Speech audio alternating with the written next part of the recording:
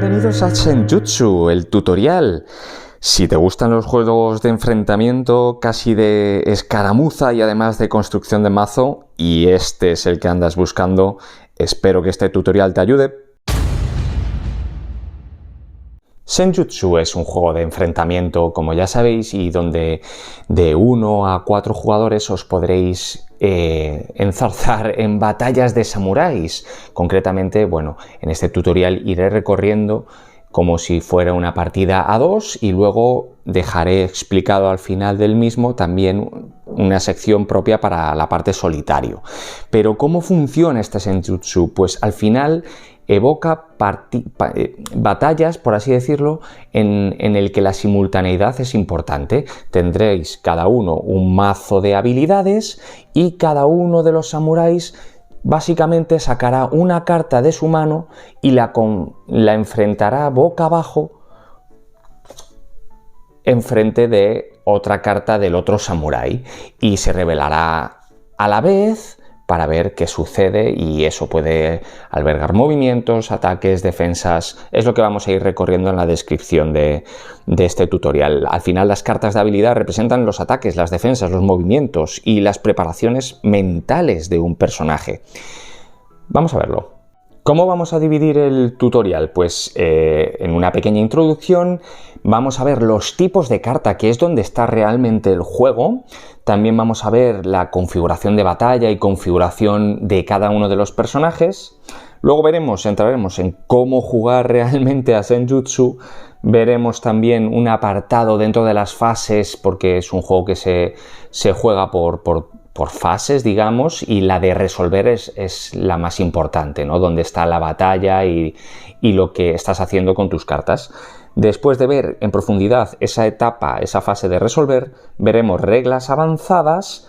Por último, veremos la construcción de los mazos y, aparte de la construcción de los mazos, al final haremos una parte para el modo solitario. Viendo la configuración de un personaje, atendemos a lo siguiente. Por un lado, la carta del personaje, donde vemos su símbolo, donde vemos pues qué personaje es, donde vemos su iniciativa pues base, ¿no? Que configurará pues la carta de ventaja, luego lo veremos también.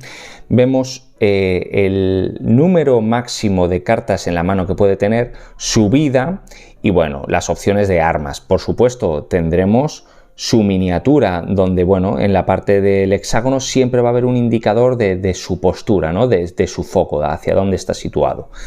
¿Qué más tenemos? Tenemos el árbol de Kamae. El Kamae son las posturas que puede tener, digamos, el personaje, y en cada postura pues va a desencadenar unos efectos en la partida dependiendo de las habilidades a jugar. Esto es muy interesante porque va a poder sacar cartas que, si tienen, por ejemplo, si el personaje está en una habilidad concreta, es decir, si por ejemplo tenemos el aro de selección de Kamae, si está en esa postura, pues podrá hacer según qué cosas.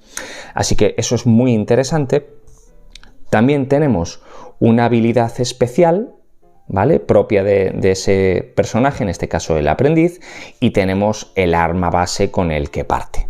Marcador de ventaja es importante porque al final tú tendrás tu token de ventaja de tu color. Por ejemplo, este tiene ventaja 62, iniciativa 62, contra este otro, el Ronin, que tiene ventaja 27. Por eso está por detrás de ello, ¿no? Luego veremos en qué afecta la ventaja. Simplemente, de momento, sabed que hay cartas también que te dicen de sumar ventaja y, por tanto, poder estar más abajo en la ventaja, pero que esa carta te permita subir arriba del todo. Al comienzo de la batalla, como veremos después, tienes que tener un mazo preconstruido con 40 cartas.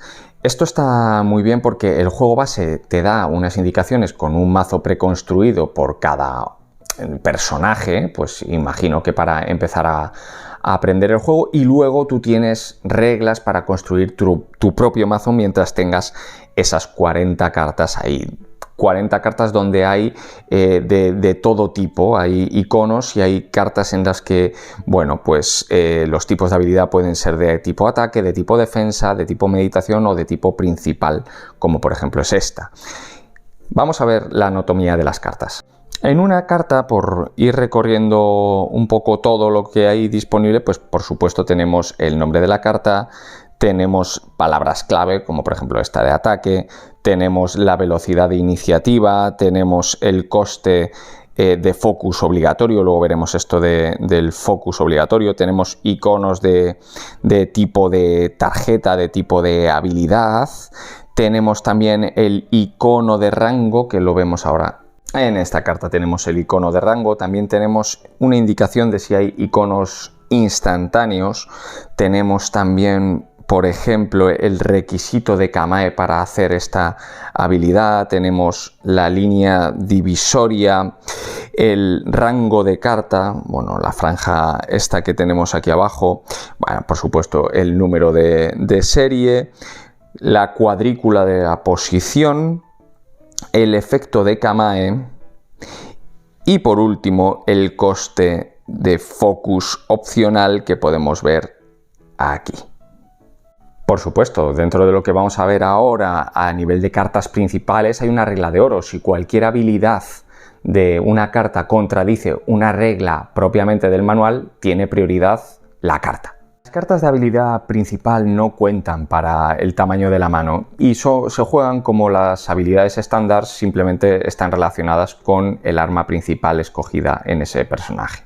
Tampoco el arma principal cuenta para el límite de mano de personaje. La carta de árbol de Kamae va a ser la que te habilite el hacer acciones especiales. Esto le da mucha jugabilidad al juego, le da mucha frescura porque en base al Kamae, que no es otra cosa que posturas marciales que puedas tener, vas a poder jugar según qué habilidades, siempre y cuando tengas la postura concreta antes de jugar la habilidad. En cuanto a lo que significa cada postura, bueno, pues está la postura de agresión, está la postura de equilibrio y está la postura de determinación. Luego veremos el tema del focus. Todos los personajes empiezan en la postura neutral y esto se va a ir pudiendo mover porque hay cartas cuya habilidad, por ejemplo, pone alterar Kamae hasta una rama.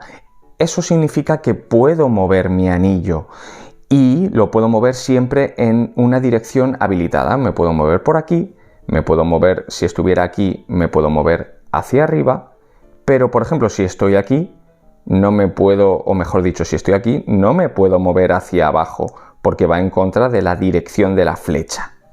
Hemos visto lo que significa alterar, que al final es moverse en la dirección permitida y siempre pues el número de ramas que te indique. Pero luego también está la opción de cambiar a cualquier Kamae y es a cualquier Kamae. Significa que si yo estoy aquí, por ejemplo, o mejor dicho, aquí, me podría mover hacia aquí a pesar de que contradiga la flecha porque es a una posición cualquiera. Por cierto, cambiar a cualquier Kamae es algo obligatorio que tienes que cumplir, al contrario que alterar Kamae. Alterar es opcional, lo puedes hacer o no, pero cambiar siempre es obligatorio, tienes que hacerlo. Ahora vemos el tema de los focus, que son estos tokens de aquí. ¿Por qué? Porque hay ciertas cartas, como por ejemplo esta, te pide un coste de focus. Es decir, dentro de los focus que tú tengas, de las fichas de focus, que solo puedes tener como máximo 3 en tu reserva, pues gastarías un focus por esta carta y lo llevarías a la reserva o a donde proceda para hacer la habilidad de esta carta. Claro, ¿cómo podemos obtener focus? Pues a partir de mi árbol de Kamae, porque si yo, por ejemplo, estoy aquí y me dice de alterar pues una rama de Kamae, puedo ir aquí, obtener un focus, solo que nunca me puedo quedar en esta casilla del árbol de Kamae de focus. Siempre tengo que continuar por un lugar habilitado por aquí o por aquí. Sin embargo, si lo que yo estoy haciendo es cambiar el Kamae, nunca puedo quedarme aquí. Siempre tengo que ir a una posición habilitada, pero a la hora de alterar sí que puedo pasar por encima, llevarme el Kamae, el focus, una ficha, y luego seguir por donde yo quisiera. En caso de no poder llegar, pues porque la flecha lo contradiga, siempre pues tendría que volver a donde estoy de partida, pero obteniendo igualmente una ficha de focus. El tener fichas de focus es muy importante porque cuando voy a jugar habilidades, cartas de habilidades, pues me va a pedir, por ejemplo, consumir una ficha de focus para pues hacer esa habilidad concreta, o en otros casos, por ejemplo, hacer un consumo de 2 focus para jugar, en este caso, la carta robada que he hecho antes. Entonces, bueno, es importante tener focus para jugar las cartas, que eso es obligatorio. Si, por ejemplo, tienes una carta que te pide focus, eso tienes que gastarlo sí o sí. Pero hay cartas en donde la habilidad concreta de la carta puedes pagar el focus o no. Eso es opcional. Lo de dentro es opcional. Lo del extremo de la carta es obligatorio si quieres jugarlo. Pues vamos a ver una preparación, una configuración primero del campo de batalla, donde lo primero que hay que hacer entre los que vayáis a jugar es elegir un tablero de batalla.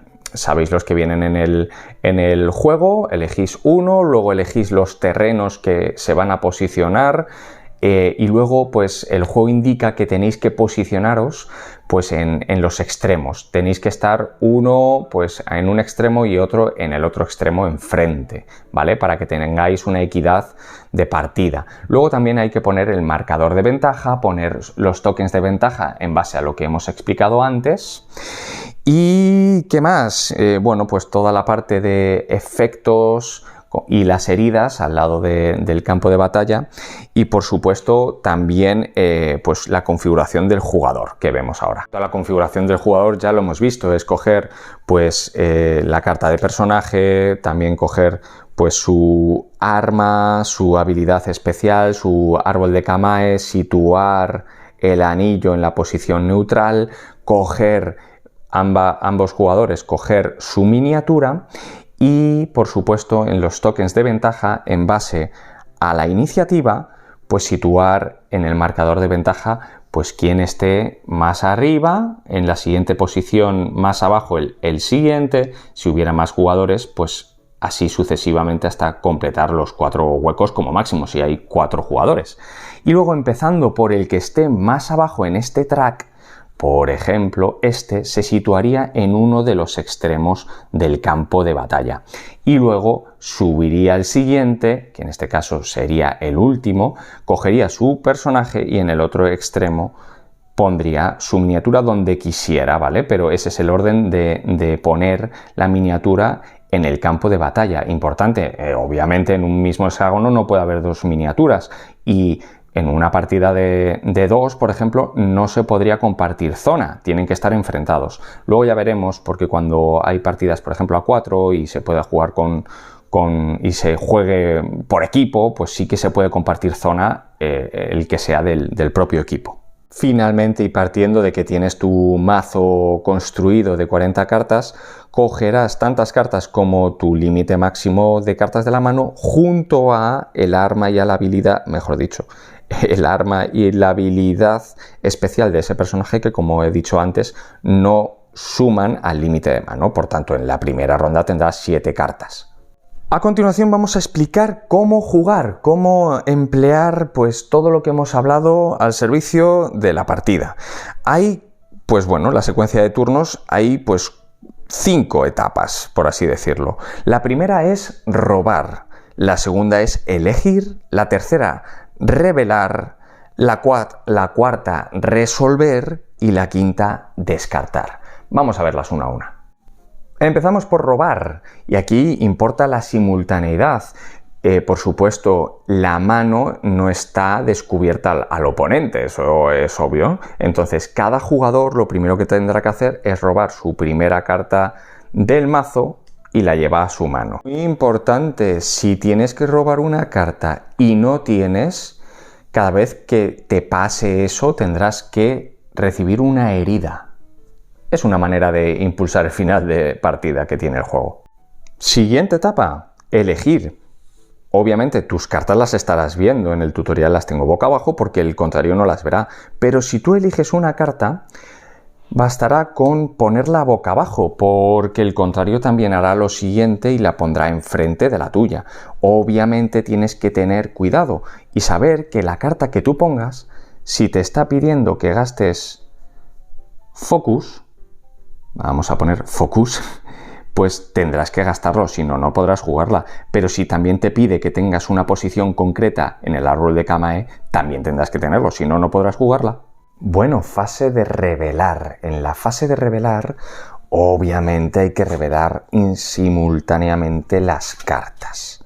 En ese momento, ambos jugadores, los que vayan a combatir, tienen que pagar los costes de focus obligatorios en caso de tenerlos en su carta. Por ejemplo, este los debería pagar, este no.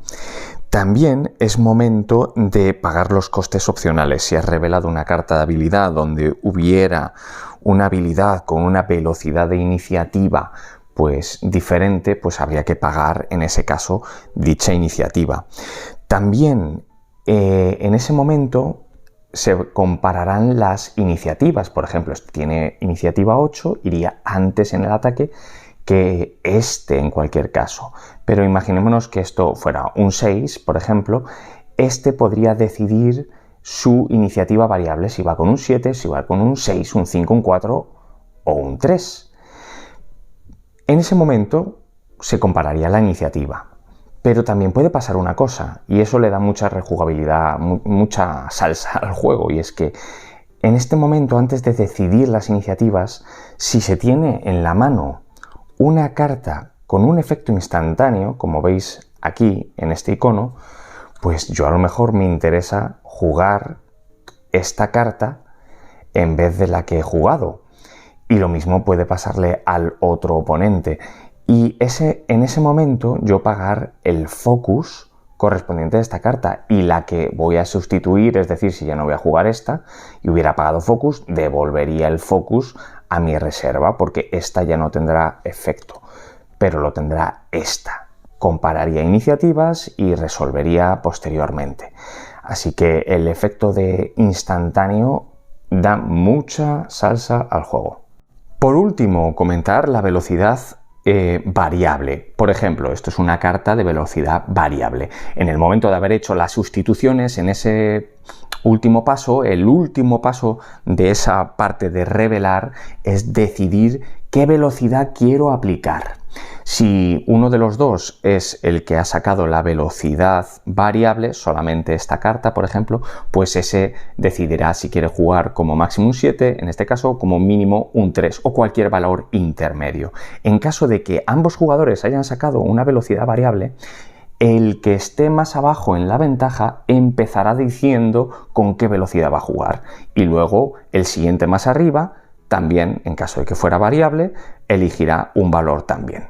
Fase de resolver, aunque la veremos más en profundidad porque es donde está la chicha del juego. En la fase de resolver, lo primero que hay que hacer es ver las iniciativas. Si, por ejemplo, ha habido una iniciativa variable y se ha elegido, pongamos que ha elegido la máxima, en este caso 7, contra 8, pues primero iría la iniciativa más alta. Se iría resolviendo en base a las posibilidades en orden antes que la otra. Pero, si recordáis, hay una línea divisoria y el número que indica la línea divisoria es una iniciativa. Por tanto, ¿cómo se jugaría esto? Primero la iniciativa base que marca la carta, luego iría la iniciativa del adversario si ha elegido un 7 y luego, por ejemplo, la línea de la divisoria resolviendo el resto.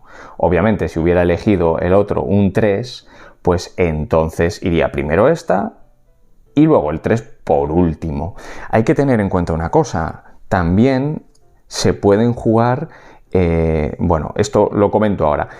¿Qué sucede? En caso de empate, ¿quién va antes? Pues va en base al tipo de carta, donde los primeros a resolver será el tipo de defensa, luego el tipo ataque, luego el tipo de meditación y por último el tipo principal que tenemos aquí. Pero hay una salvedad, y es que si tú juegas pues tu habilidad principal, tu habilidad especial de personaje, tienes los dos potenciales iconos. Siempre tienes que resolver primero tu habilidad no principal, porque irá antes, en este caso, el ataque. Y en caso de empate, pues al final tendrás que tener en cuenta la habilidad pues, principal. En caso de que las cartas reveladas sigan empate en velocidad de iniciativa y son del mismo tipo, entonces el personaje con la ventaja más alta elegirá si quiere ir antes o después. Por último, la fase de descarte, donde todas las cartas que hayas tenido en juego, como por ejemplo obviamente la que has resuelto, pero puede que también las cartas que has jugado como sustitución, es decir, la que has sustituido, pues todas esas se descartan boca arriba al lado de tu mazo. Y también en ese momento verás las cartas que tienes en la mano y verás si excede al límite de tu mano, sin tener en cuenta el arma y la habilidad principal, que como sabéis no cuenta para ese límite de mano. Y te tendrás que descartar de aquellas cartas que superen ese límite de mano. Se me olvidaba, antes de eliminar las cartas sobrantes del límite de tu mano, si tienes efectos de tipo cojera, por ejemplo, pues entonces tendrás que resolverlo. Y ya está, ese es un turno tipo. Ahí termina con la fase de descarte el turno y comenzará uno nuevo. ¿Cuál es la condición de victoria? Pues el primer jugador que haya recibido tantas heridas o más que su límite de heridas, ese jugador habrá sido derrotado. Y también hay otra condición de derrota, por así decirlo, y es el jugador que tenga tantas cartas de aturdir en su mano como su límite de mano, entonces también será derrotado. Y por supuesto, el último jugador que no haya sido derrotado, pues será el vencedor. Veamos la parte de resolver un poquito más en profundidad, y para ello veamos las posibilidades de movimiento. Lo primero que hay que ver es que el movimiento puede venir marcado, pues, o hay que entenderlo desde el número de movimientos a realizar en cualquier dirección, siempre teniendo en cuenta hacia dónde apunta el foco de tu personaje, pues para allá se podrá mover, siempre y cuando pues tenga estas posibilidades abiertas. ¿Cuántas casillas? Pues tantas como indique. Y también se puede rotar en cualquier dirección, es decir, volverte a mirar hacia otro lado, tantos como indique la posibilidad de rotación. Y las opciones de movimiento o de rotación pueden ser obligatorias u opcionales. Las opcionales, fondo blanco. Las obligatorias, fondo negro. Importante es, puedes tener varios pasos de movimiento, varios pasos de rotación. Los puedes realizar en cualquier orden. Imaginaos que aquí hubiera un 2. Podrías moverte uno, luego rotar, luego mover otro y luego volver a rotar, por ejemplo. Hay cartas donde el movimiento indica también la palabra entonces. Eso significa que se tiene que resolver en el mismo orden, aunque sean movimientos opcionales. Y aquí ya explico un concepto, que es el concepto de colisión. Si, por ejemplo, te tienes que mover hacia, o mejor dicho, no te puedes mover voluntariamente nunca hacia un lugar donde hay un terreno, una roca o incluso donde esté ocupado por otro personaje. Pero es verdad que hay cartas en las que te va a hacer, o habilidades que te va a hacer moverte fuera del tablero, que en el juego lo dice fuera de los límites, o hacia una de estas posibilidades, un terreno. En ese momento lo que sucede es una colisión, ya sea con terreno, fuera de los límites o contra otro personaje. ¿Qué sucede cuando hay una colisión? Pues en el momento de colisionar, ya sea porque pues, te has topado con un personaje o con un terreno o que te vas fuera de los límites, lo que tendrás que coger es una carta de aturdir. Eso para empezar. Y luego pasar directamente a la secuencia de descartar. No tienes que jugar pues, el resto de la carta que te haya hecho colisionar. Y si tu personaje es forzado a mover a un hexágono del campo de batalla ocupado por terreno, además tendrás que ver pues qué te provoca cada uno de esos terrenos, que viene un poquito más adelante y explicaré más adelante. Si tu personaje se ve obligado a mover a un hexágono ocupado por otro personaje, en ese sentido pasas a la secuencia del turno de descarte, no resuelves el resto de carta tampoco, descartas además una carta además de robar una carta de aturdir, y adicionalmente tu oponente recibe un aturdir porque le has impactado. Bueno, pues vamos a ver cómo golpear, porque es esto lo que me va a permitir a mí golpear las cuadrículas posicionales, que se llama en el juego. El simbolito este, el triángulo negro, hace referencia a dónde está situado mirando mi personaje. Es decir, si lo vemos así, obviamente podría hacer una herida al que tenga justo enfrente. Es decir, esta carta le haría una herida, da igual cómo se sitúe el objetivo, le haría una herida a este personaje. También es verdad que si, por ejemplo, estuviéramos utilizando esta carta, le haría 2 heridas, por eso hay 2 signos de admiración, a este personaje, y si hubiera otro aquí y otro aquí, le haría 2 heridas a este y otra herida a este, independientemente si es un oponente o son amigos de batalla. Obviamente, eso en términos de ataque, que es este símbolo, pero si fuera un bloqueo, pues también aplicaría el bloquear aquello que tengo disponible para bloquear dependiendo de la cuadrícula. Los espacios en blanco significa que no tienen efecto. En caso de tener efecto una herida, como por ejemplo si le hubiera hecho una herida a este, en ese momento el personaje que recibe la herida coge una carta de herida y no va a su mazo, se la deja en su zona de juego. Ya sabéis, si se llega al límite de heridas que tenga el personaje, pues habrá sido derrotado. Y recuerdo, si te llevas 2 heridas, pues coges 2 cartas. Hay cartas que te dicen que tienes que sustituir a un objetivo, sobre el objetivo que estés atacando, sustituir una herida por este símbolo. Ese símbolo es el de herida sangrante, es decir, si le consigues hacer una herida, o ya la tiene, en este caso, puedes sustituir esta herida por, le das la vuelta, una herida sangrante.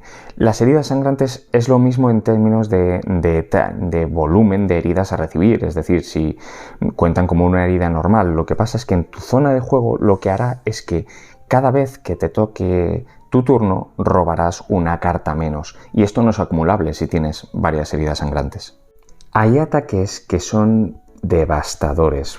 Aquí vemos un ataque de una herida, aquí vemos un ataque de 2 heridas, y este simbolito es un ataque de ejecución. Significa que si tiene éxito, directamente derrota al adversario, independientemente del número de heridas que ya tenga y el límite que tenga de heridas.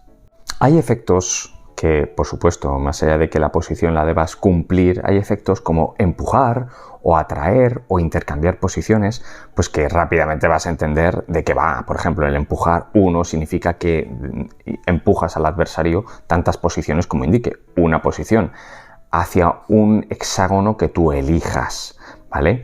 Lo más importante aquí, tanto cuando empujas como atraes, por ejemplo, es si colisiona contra algún terreno del campo de batalla, entonces resolverás la colisión como se ha explicado.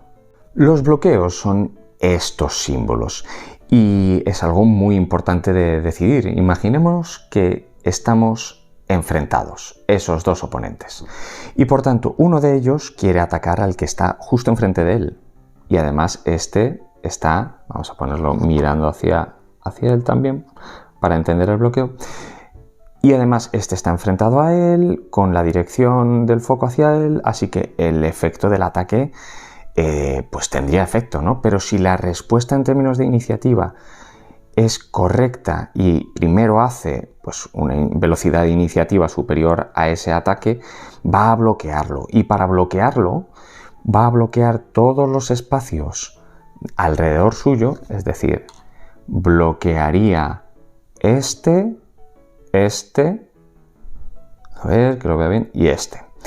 Pero claro, entonces le estaría atacando, ¿no? estaría bloqueando este y este.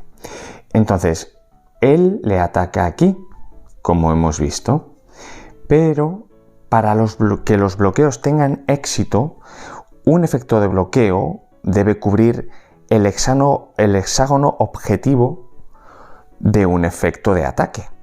En este caso, no es porque realmente el bloqueo está cubriéndole a él, pero es también otra alternativa. Un efecto de bloqueo cubre el hexágono del campo de batalla ocupado por el personaje atacante. Es decir, como estoy bloqueando donde está el personaje atacante, el ataque no tiene efecto. Y por supuesto, un efecto de bloqueo, si cubre al menos un hexágono de cada uno de los caminos de efecto de ataque, como los que hubieran sido por aquí, si hubiera habido otros oponentes, otros compañeros, mejor dicho, pues también bloquearía ese ataque. Además de los bloqueos, también hay contraataques, que son estos símbolos. ¿Cómo se puede hacer un contraataque? Si has tenido éxito en un bloqueo, porque has estado defendiendo un ataque de tu oponente, y ese ataque ha sido con una iniciativa de las que marcan estos efectos de contraataque, es decir, te han atacado con una carta de ataque cuya iniciativa es 6 o 5 o 4, en ese momento tú puedes jugar de tu mano una carta de ataque no principal como si fuera una carta instantánea. Lo único que tendrá que tener un número de iniciativa igual o menor a ese ataque que ha producido el contraataque. Por ejemplo, si me han atacado con una iniciativa 6 que yo he bloqueado, podría jugar este ataque que es 6 u otra carta de ataque con un número inferior a 6 y podría atacar en ese momento a mi contrincante. Eso sí, cualquier carta de habilidad de ataque jugada como parte de un contraataque no cuenta para tu límite de instantáneo, 1 por turno. Por tanto, es algo adicional. Seguimos con las reglas avanzadas. Algunas de ellas, por ejemplo, podemos ver que tienen cláusulas de si tiene éxito. Esto es muy sencillo, solo comentar que aquello que venga por debajo de la cláusula si tiene éxito se ejecutará si lo anterior ha tenido éxito, que ha sido un bloqueo, un ataque o lo que se considere. Aquí lo único que merece la pena comentar es que luego hay la línea divisoria. Todo este efecto de la línea divisoria, que tiene una iniciativa distinta, no se rige por lo de si tiene éxito, es totalmente independiente. En estas reglas adicionales iré muy rápido porque, bueno, no quiero extender demasiado el tutorial y todo es bastante intuitivo. Además, tenemos esta carta de referencia sensacional que resuelve todo tipo de duda. Pero por ver alguna cosa más, la cláusula O, en este caso, si tiene éxito, podré empujar uno a un oponente objetivo o al oponente objetivo. Vemos este símbolo, vamos a la carta de referencia y vemos que le aturde. Al inicio de la partida dijimos que podías obtener una serie de cartas preparadas y son este pequeño símbolo. Es decir, al principio de la partida podrías coger tu mano inicial y coger todas las cartas que tengan este símbolo de tu mazo y llevarlas a tu mano inicial sin que eso exceda el límite de mano. Eso sí, solo una copia de cada tipo de carta. Hay 3 tipos de cartas instantáneas. Están las instantáneas de sustitución que hemos visto antes y las instantáneas adicionales. Eso sí, estos dos tipos solo se pueden jugar sobre cartas de tipología diferente a la carta instantánea que quieras jugar. Es decir, si esta es de tipo ataque, no puedo jugarla sobre una carta de tipo ataque, ni tampoco sobre cartas de habilidad principal. Como decía, solamente se puede jugar una carta instantánea por turno. ¿Cuándo podré jugar las instantáneas normales? En cualquier momento que me indique la propia carta. Por ejemplo, esta es jugar al inicio de tu turno, antes de que las cartas sean elegidas. Eso te lo va a marcar la carta, es como un evento. Las de sustitución ya lo hemos explicado anteriormente a la hora de resolver y de revelar, mejor dicho. Y las adicionales, pues igual. Se podrán jugar, por ejemplo, jugar si el ataque o el bloqueo tienen éxito. A veces lo indica, a veces no. Y cuando no lo indica, pues tiene que cumplirse el ataque o el bloqueo que preceda a sacar esta carta. Vamos con las cartas de estado. Hay en algunos momentos de la partida que puedes sufrir, por ejemplo, diferentes efectos. El de aturdir. Las cartas son muy claras. Al final, esta carta de aturdir o este efecto pues hará que robes una carta de aturdir que cuenta para el tamaño de la mano, no se puede descartar y puedes jugar esta carta como una carta de habilidad, es decir, en tu turno podrás jugar esta carta para quitártela de encima en vez de una carta de habilidad. Es como si perdieras un turno, y si tienes tantas cartas de aturdir en tu mano como el límite de mano de tu personaje, serás derrotado. También en la cojera. Si sufres de cojera, pues esta carta, como si fuera una herida, se pone en juego, y mientras esté activa reduces en 1 la velocidad de iniciativa de tus cartas de habilidad jugadas a una velocidad de iniciativa mínimo de 1. Entonces al final del turno rota esta carta 90 grados en el sentido de las agujas del reloj, y si esta carta está en posición vertical, descártala. Por supuesto, también el veneno te hará barajar esta carta con las 5 primeras cartas de tu mazo, y al elegir cartas de habilidad, si esta carta está en tu mano, debe ser elegida. Hay diferentes efectos de veneno. En el momento que se haya hecho el efecto, se descarta. Hay efectos como buscar, que te hacen buscar en el descarte o buscar en tu mazo las 3 primeras cartas, por ejemplo, y robar lo que te indique, por ejemplo, un tipo de carta concretamente. En el momento de haber buscado, lo que tendrás que hacer inmediatamente luego es barajar el mazo. Hay algunas cartas con el efecto de rango. Eso significa que cuando tiene éxito y se juega esta carta, este número que está dentro del hexágono será la distancia hasta la cual tiene éxito lo que se vaya a hacer en la carta. Por ejemplo, era un 3, pues 1, 2, 3, aplicaría aquí, aquí. Bueno, pues todo alrededor de este personaje con distancia 3, para hacer el efecto, a veces con el oponente objetivo. Las cartas de rango necesitan línea de visión, y la línea de visión se traza desde los 2 vértices del hexágono del que va a ejecutar esa carta de rango hasta que toque de manera interrumpida algún vértice del hexágono del oponente. Por ejemplo, si aquí trazamos esta línea, tocaría, pero con esta no tocaría. Si se sitúa aquí, obviamente está totalmente bloqueado, no hay línea de visión. Si está aquí, pues tendría completamente línea de visión entre los 2 vértices. En una partida pues a 3 o más jugadores, cuando hay un empate entre todos los oponentes, recordad que la ventaja es la que va a determinar quién hace qué. El último nunca podrá decidir, pero pongamos que el primero dice, bueno, pues yo voy a resolver en último lugar. El segundo decide ir el primero. Eso significa que al final como quiere ir el último y quiere ir el primero y no ha podido decidirse, quedará en segundo lugar. Los terrenos son colocados al principio de poner el campo de batalla, al principio de la partida.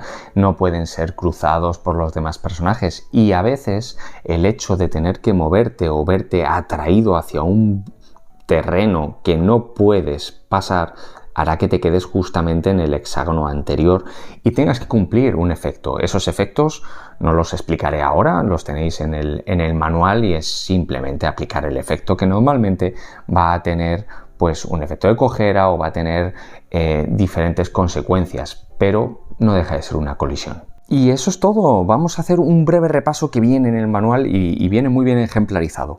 ¿Cómo es un turno base? Pues lo primero, hay que resolver los efectos que se activan al inicio del turno. Luego, efectuar lo que se activa antes de robar una carta. Luego, la fase de robar una carta. Activar los efectos que ocurren después de robar una carta, en tal caso de que los hayas siempre, por supuesto, pero antes de que elijas qué carta jugar. Elige y juega una carta boca abajo. Revela la carta simultáneamente con el oponente. entrarás en la fase de revelar cartas, donde pones todas las cartas boca arriba, pagas cualquier coste de focus obligatorio, cualquier coste de focus opcional, juega todas las sustituciones instantáneas que quieras, solicitando el reembolso del focus de la carta que acabas de sustituir, eliges la velocidad de iniciativa variable, en caso de que la haya, comparas las velocidades de iniciativa y entras a la fase de resolución. En la fase de secuencia de ataque, comprueba si el hexágono objetivo del efecto de ataque incluye a un personaje para poder atacarle. Paga por cualquier efecto adicional que se aplique al efecto de ataque. Comprueba si el ataque está bloqueado. Si está bloqueado, finaliza el ataque y pasa al momento del bloqueo. Pero si no está bloqueado, entonces continúa, aplica el efecto del ataque a los personajes del hexágono objetivo, porque pueden ser varios, elimina la ocultación, que ahora veremos qué es, y resuelve efectos adicionales instantáneos si el ataque tiene éxito. Esa cláusula que os he explicado antes. Resuelve esos efectos de si tiene éxito, resuelve el resto de la carta de habilidad de ataque inicial, juega cartas adicionales instantáneas no condicionadas y bueno, la parte de la ocultación es una regla especial específica del personaje utilizado por el ninja y el asesino. Eso lo veremos después. Y en caso de que haya una secuencia de bloqueo, pues comprueba y paga cualquier efecto adicional que se aplique al bloqueo. Comprueba si un bloqueo ha detenido el ataque. Si no es bloqueado, el ataque tiene éxito y es el fin del bloqueo. Y si es bloqueado, pues continúas. Comprueba si se aplica un contraataque del efecto de ataque. Si no se aplica ningún contraataque, pues continúas. Si se aplica, juega la carta de habilidad de ataque de tu contraataque.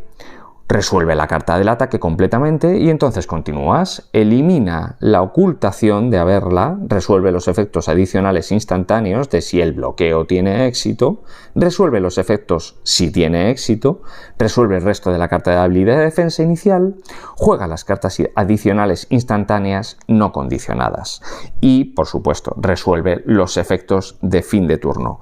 Limpia, descarta las cartas jugadas y ordena los tokens de tu reserva y del suministro y empezarás un nuevo turno. Campos de batalla grandes, cuando estás a una distancia de más de 6 hexágonos entre tu oponente y tú, puedes utilizar tu carta de habilidad principal para, en vez de moverte con el número de movimiento que te indica, moverte hasta 3 posiciones adicionales, siempre y cuando podrás hacer esto hasta que siga habiendo 6 o más hexágonos de distancia entre los dos. Si no, pues ese movimiento especial queda descartado para que lo puedas hacer. Vamos a la construcción de mazo.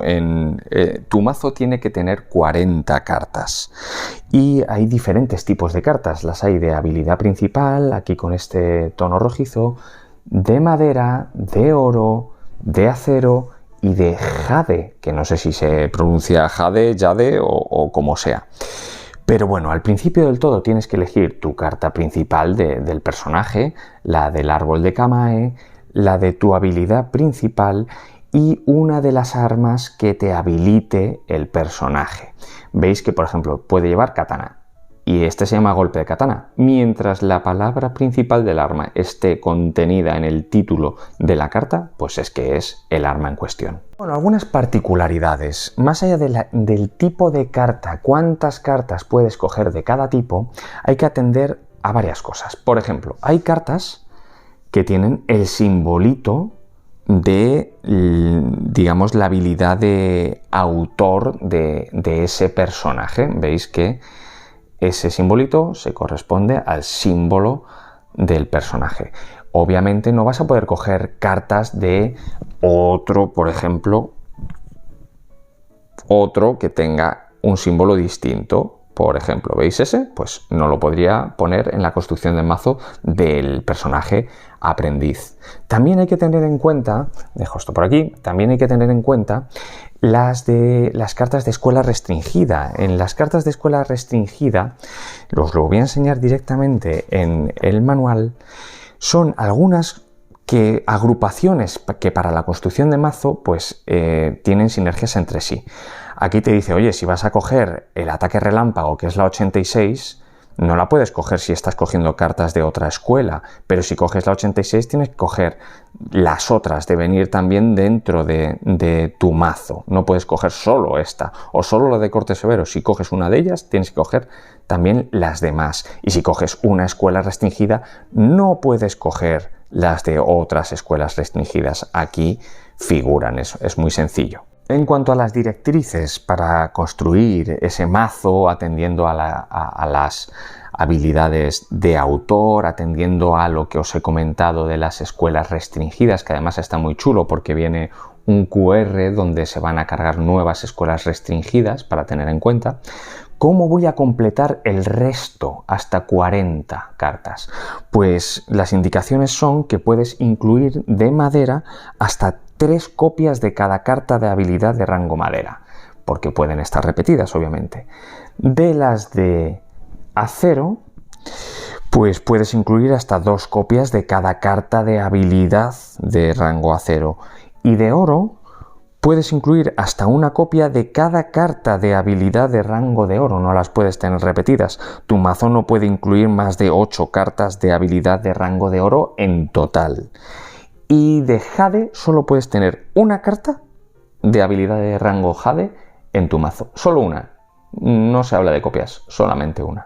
Y hasta aquí las nociones de cómo se juega en términos competitivos contra otro personaje. A continuación vamos a ver el modo solitario.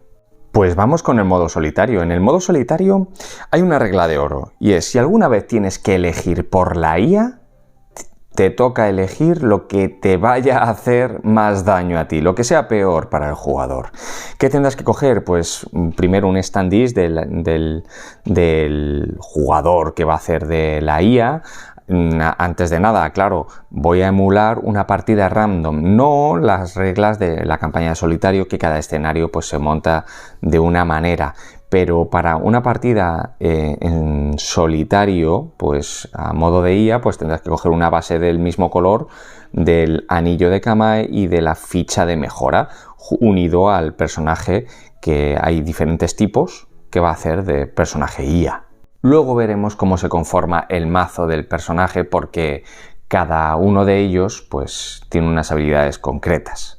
Pues vamos a ver cuál es el comportamiento de la IA. Pues para empezar, hay que girar la carta de la ventaja, el tablero de la ventaja, y se dictará la IA por estos comportamientos.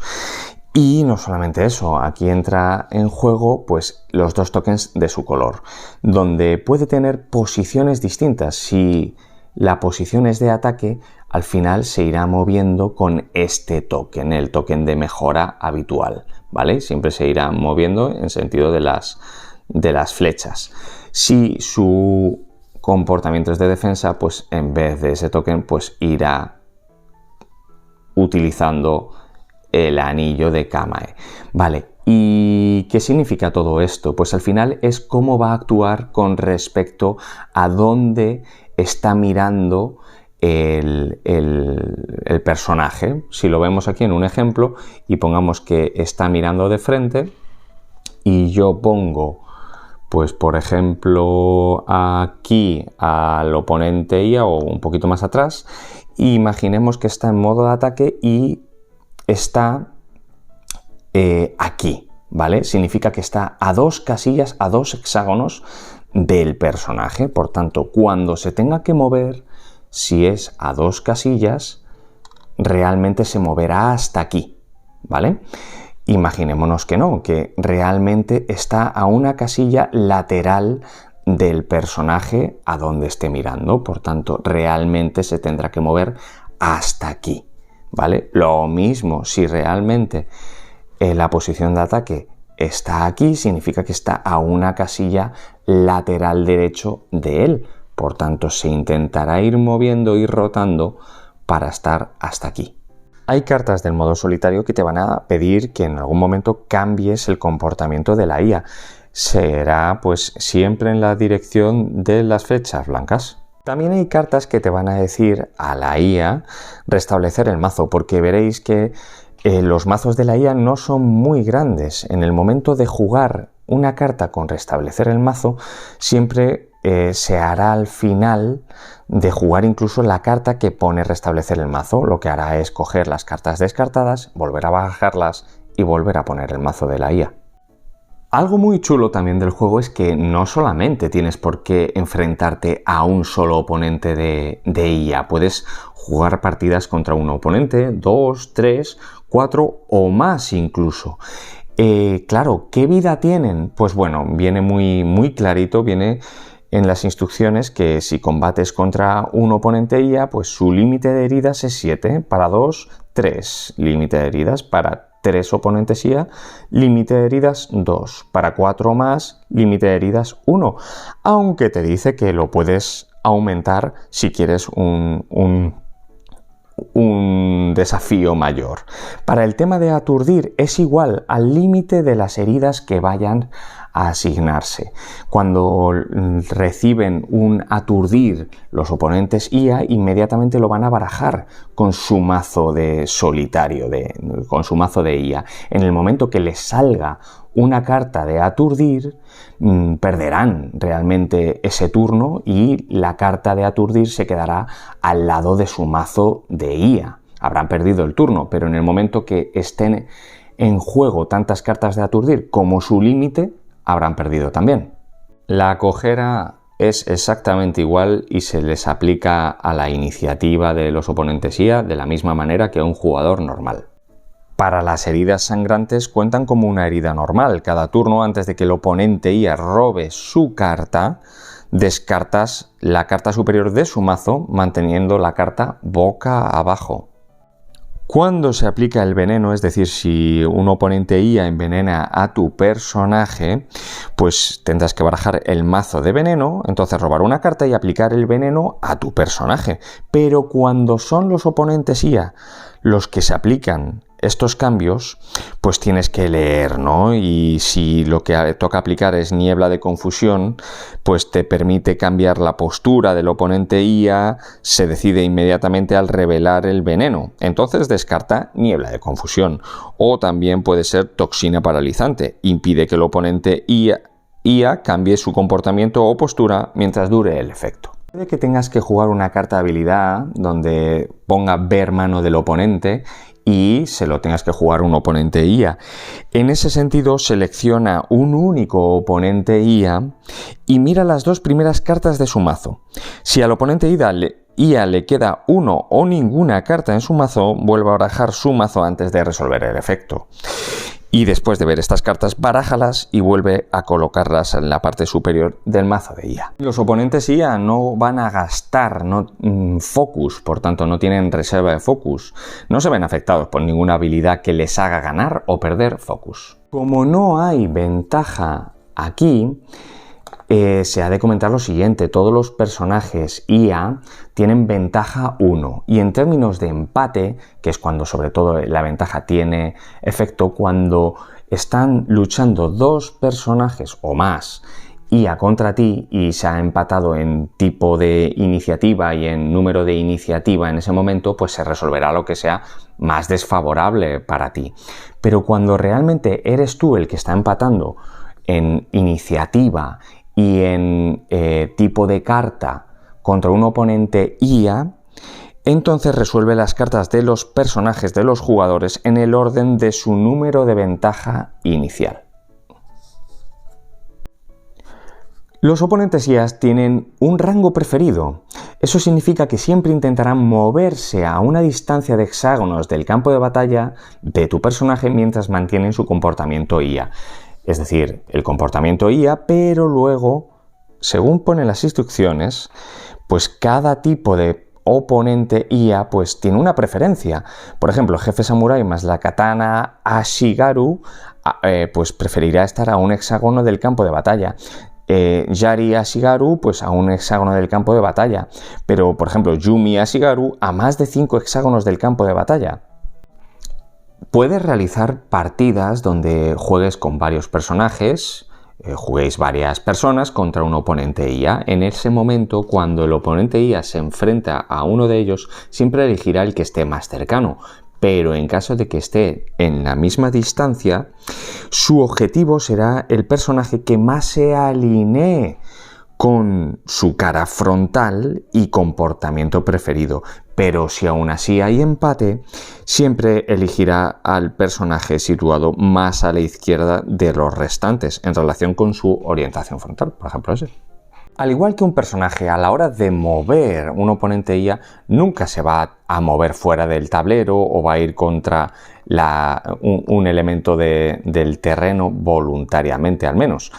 ¿Y cómo se moverá? Pues en base a su comportamiento y su rango preferido, donde es importante el tema también de melee, de rango, y los oponentes IA no se acercarán más de lo necesario a menos que no tengan línea de visión con tu personaje, pues que le tape una roca o lo que sea, pues en ese momento sí que puede moverse por encima de lo que su preferencia de rango quisiera por tener línea de visión.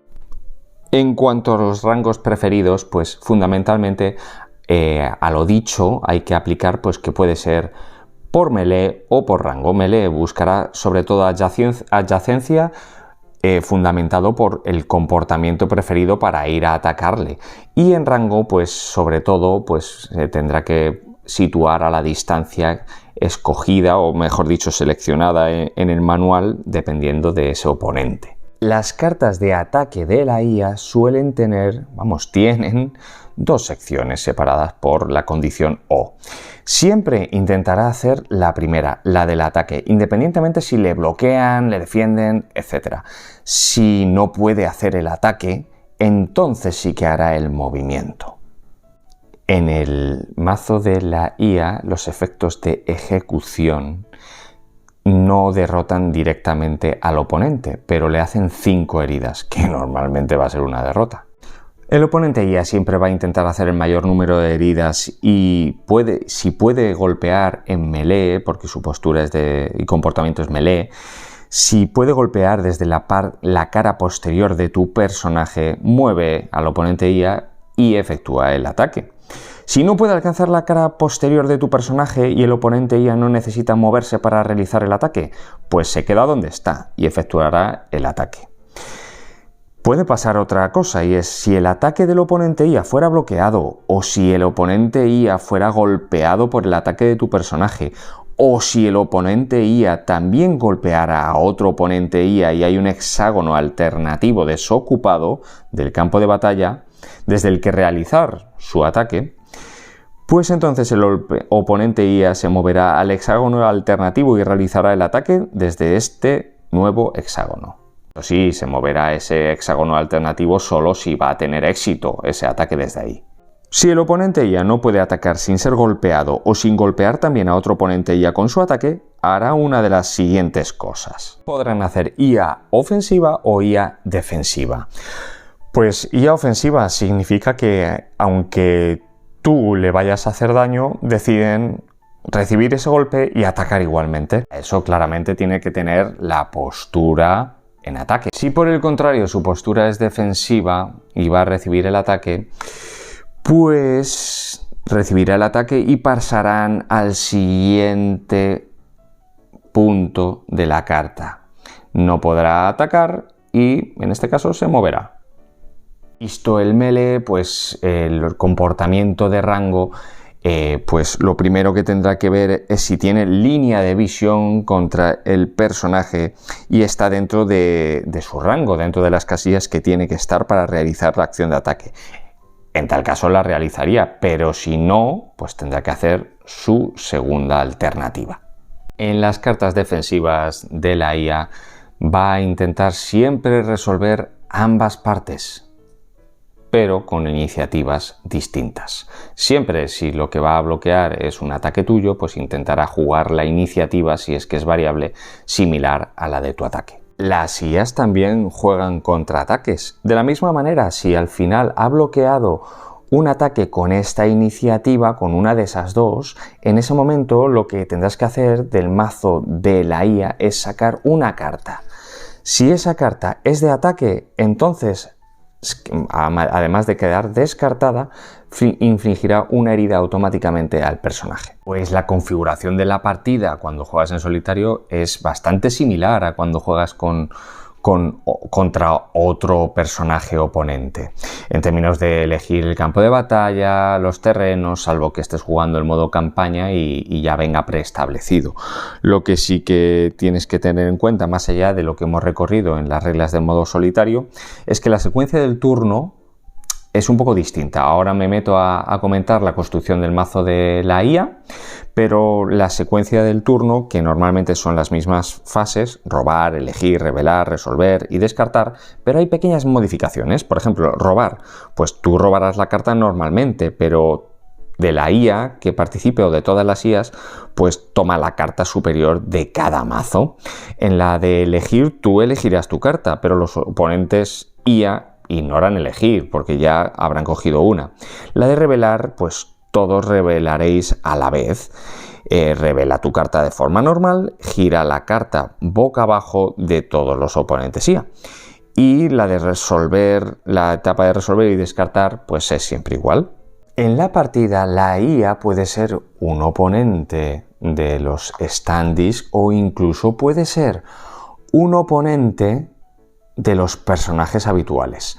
Para enfrentarte a un oponente de standees que tienen sus propios nombres, pues lo que te indica las instrucciones es construir su mazo de IA en base a primero hacer unos mazos de selección, por ejemplo los que tengo aquí, ¿vale?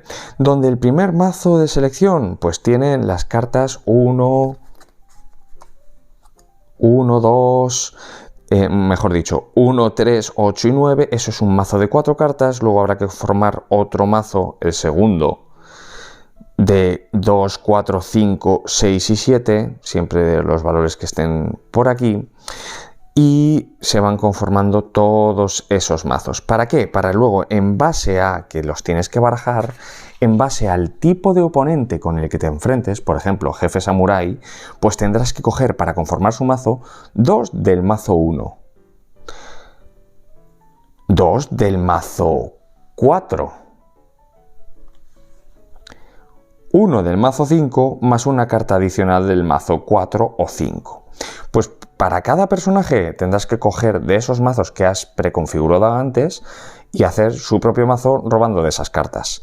Y como te dice, si alguna vez un mazo de selección está vacío y necesitas robar una carta, elige un mazo diferente disponible. Y si todos los mazos de selección disponibles para ese personaje están vacíos, roba del mazo de selección 4. De la misma manera, si lo que vas a hacer es jugar contra un personaje IA, entonces, ¿qué tendrás que hacer? Pues bueno, irte a el personaje que hayas elegido, por ejemplo, el guerrero, coger todas las cartas de su mazo de autor, dejar al lado del mazo de solitario la carta de pesadilla de ese personaje y luego sumarle de los mazos que hemos hecho de selección, pues ir al guerrero y decir, pues súmale una carta del mazo 1, una carta del mazo 3, una del mazo 4, una del 5, más una carta adicional del mazo 2, 4 o 5. Así se conformaría el mazo de un personaje IA. Y hasta aquí el tutorial de Senjutsu. Es verdad que solamente cabe destacar pues que en las reglas hay siempre reglas específicas en base a los personajes y en el manual siempre vienen pues por ejemplo el asesino que tiene ocultación y otros personajes que con las expansiones pues vendrán y no lo voy a comentar ahora porque no tengo todavía las expansiones, ¿vale? Luego está el modo pesadilla que antes hemos comentado que se aparta esa carta de pesadilla, pues sería sumarlo para darle un reto superior a la partida. También está el modo horda, el modo horda pesadilla, el modo horda señor caído, que es uno de los tokens que tendrás que defender. Son modos adicionales, pero para partidas random de solitario, hasta aquí el tutorial. Muy completo, espero que te ayude y bueno, que disfrutes muchísimo este auténtico juegazo. Muchas gracias por ver los juegos de Avatar y nos vemos en el siguiente vídeo. Adiós.